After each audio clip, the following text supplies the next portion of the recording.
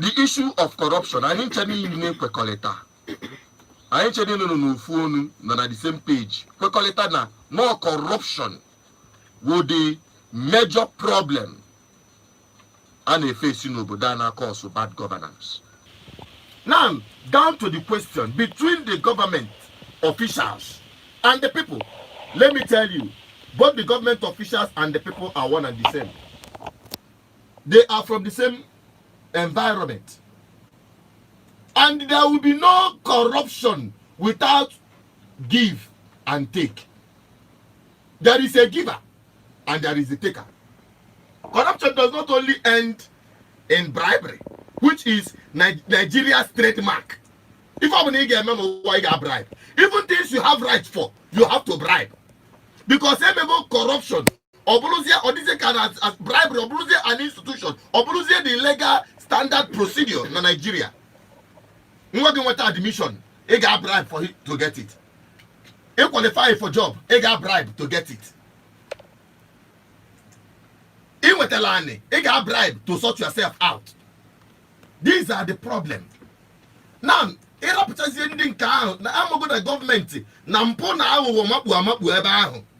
what about the people? Because over the mentality of the people change here, then the government is a knockout. The government will be taken care of. But it starts with the people.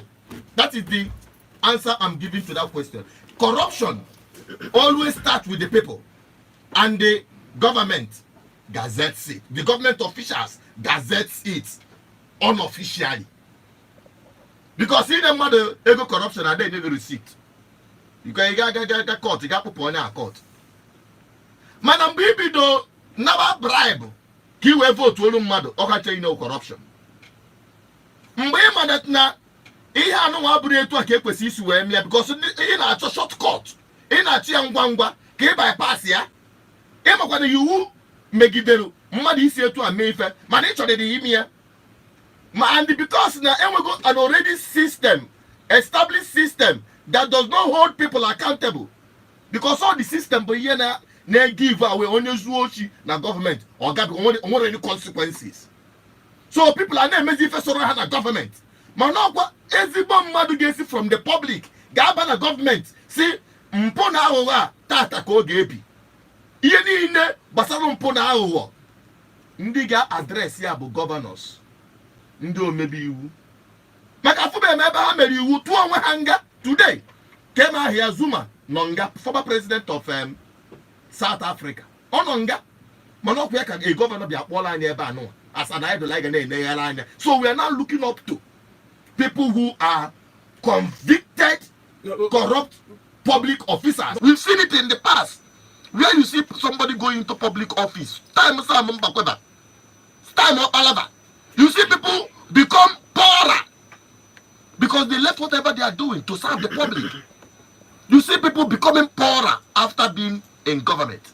But now, somebody that does not have anything, local government chairman, and what if on councillor, and what on Conway, immediately over the government, bah, under 3 weeks, on Olube State, Robanka, Gobemoto, exotic cars, or then a church, may Thanksgiving, near donation of 100 million.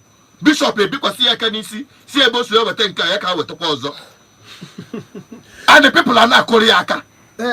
Now, this is the foundation. This is what we have to deal with. You don't ask questions. Where did you get this money from?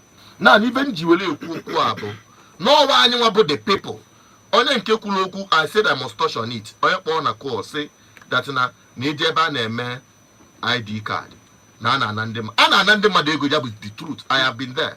I have recorded it. I have published it.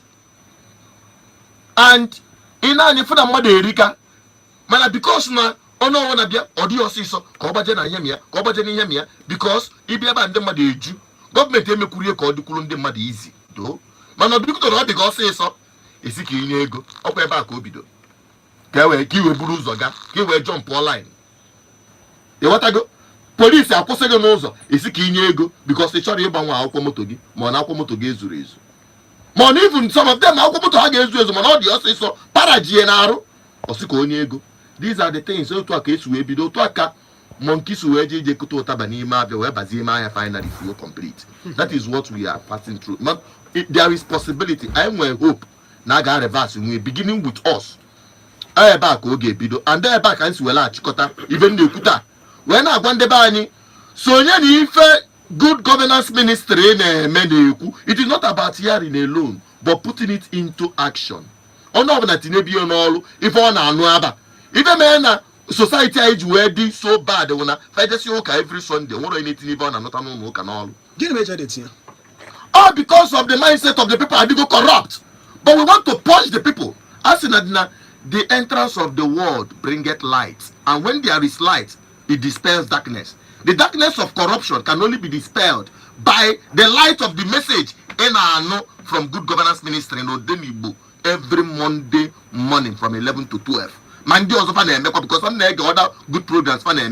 So the people should embrace Good Governance Ministry, support it, rally around it. Call the numbers up go 0810 420 7522 mob 080 6098 2212 mob research ya BVI channel 1 every day. I now drop content in independent madanya now our YouTube platform. He had the well knowledge, he had the well equipped so that came all of the powers you have.